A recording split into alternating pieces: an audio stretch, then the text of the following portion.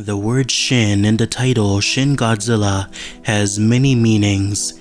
It could translate to new, true, evolved, and even God. In a way, Godzilla fits in with every one of these descriptive words, especially the last word.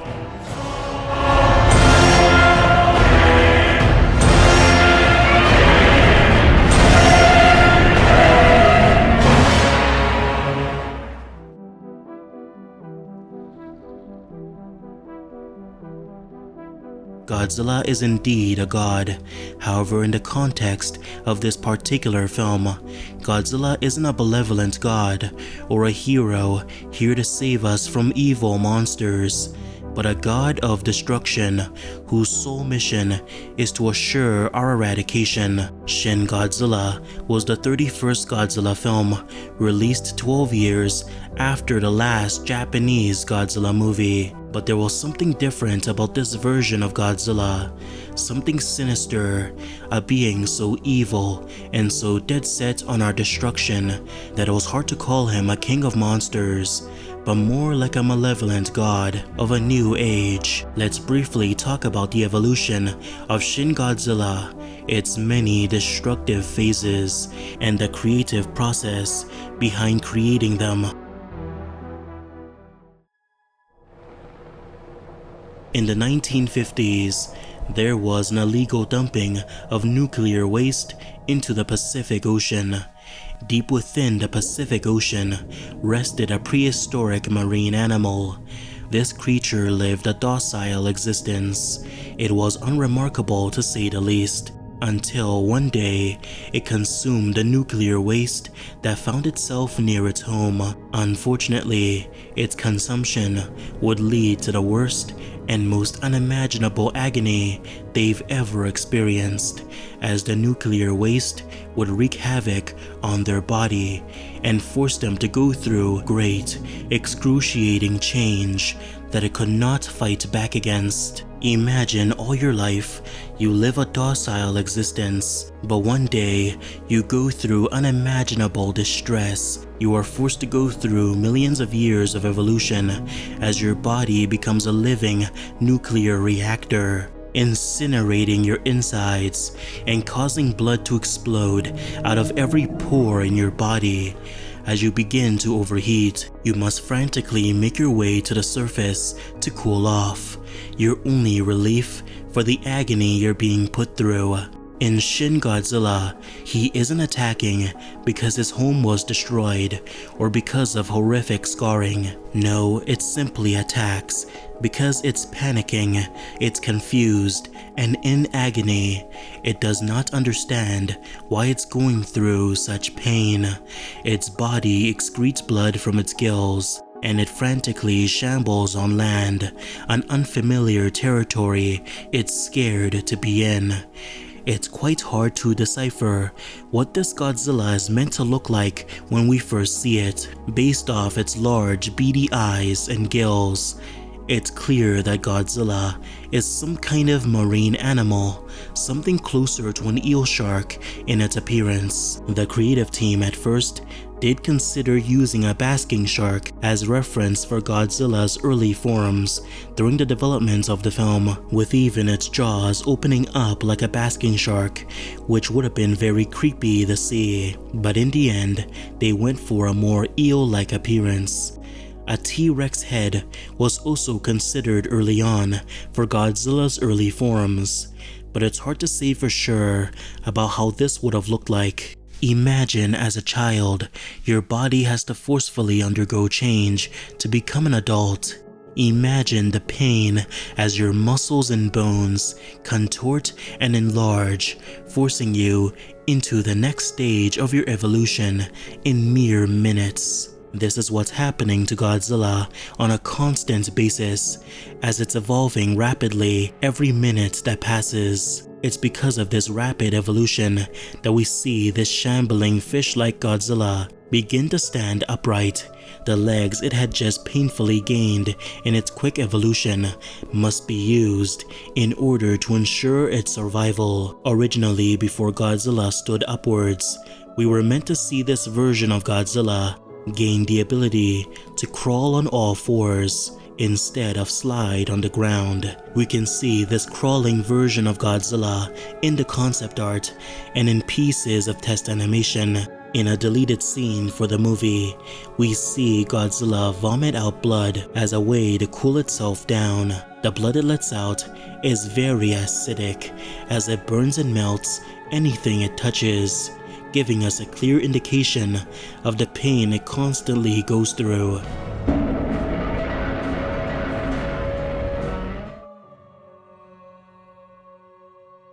When Godzilla returns later in the film, now undergoing its fourth evolution, he looks much closer to his Showa era appearance. Even with this closer appearance to his original form, there's still something very sinister about how he appears. His eyes are beady and creepy looking, his mouth is jagged with rows of razor-sharp teeth, and his skin is jagged and rock-like, as if it has a coat of armor protecting itself. And with the red skin seen underneath its rocky exterior, it appears as if Godzilla has some kind of energy generating inside its body. Godzilla has returned to Japan for one apparent reason. It's here for retribution, hellish revenge for the pain and suffering it was forced to endure. Now there are two specific details about this fourth form of Godzilla. One, he seems to have extra eyes and mouths all over its body. In a deleted scene, we can see that chunks of Godzilla's flesh seems to contain several different mouths and eyes. This is a strange detail because it implies that Godzilla is sort of like a living egg which incubates living creatures from its very existence alone. Either that, or it means that Godzilla's existence is sort of broken. The creature's exposure to radioactive waste has distorted its biology, causing body parts to grow in places they were never meant to. Now these extra body parts aren't made very clear in the actual film, likely due to them being cut for whatever reason, as they only exist within deleted scenes or behind the scenes props. However, did you know that this idea for extra body parts may have emerged from a cut idea during the film's development? During the concept phases for Shin Godzilla, artist Mahiro Maeda played around with the idea of Godzilla going through self-replication. Simply put, Godzilla could essentially duplicate itself, and this duplication would grow out of its body. This duplication idea was short-lived, but based off the previously presented concept, elements of this idea did make their way into the final film. This idea of duplication may explain why Godzilla could shoot atomic breath from all over its body.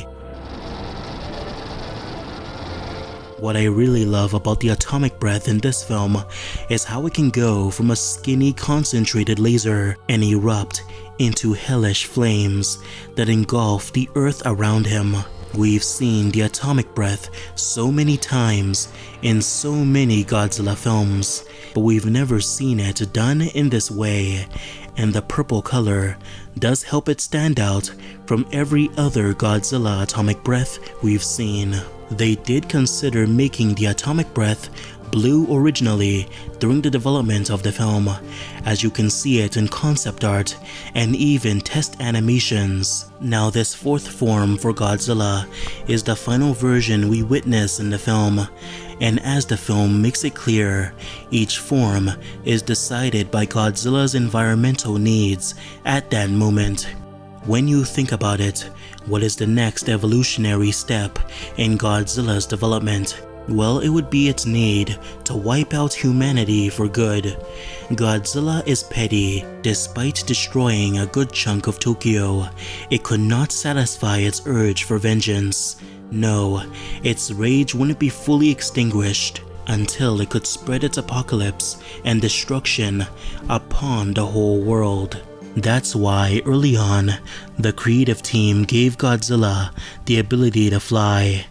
Based on the art, it seems Godzilla was meant to sprout wings and use its tail as a sort of jet engine to propel itself through the air.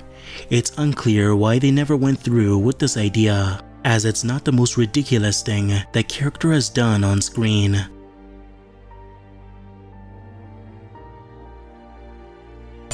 In Shin Godzilla, we witness 3 of Godzilla's forms. However, we know that Shin Godzilla had a 5th form that the characters in the film narrowly avoided. Godzilla had effectively won near the climax of the film, but it wasn't going to leave without ridding the world of humanity for good. The final shot of the film shows these strange humanoid creatures emerging from Godzilla's body. Dorsal plates form from their back. They are missing eyes. Their teeth are jagged and sharp, and their bodies feature large holes. Maybe this creature represents a sick divine retribution from Godzilla himself. The beings that caused it great pain would be wiped out by creatures that mimic their appearance. Godzilla had not only become the god of this new world, but it was looking to destroy it with a civilization of humanoid beings. A final act of vengeance to humanity, the horrific birthing of a new world with Godzilla as its god, or goddess to be more precise.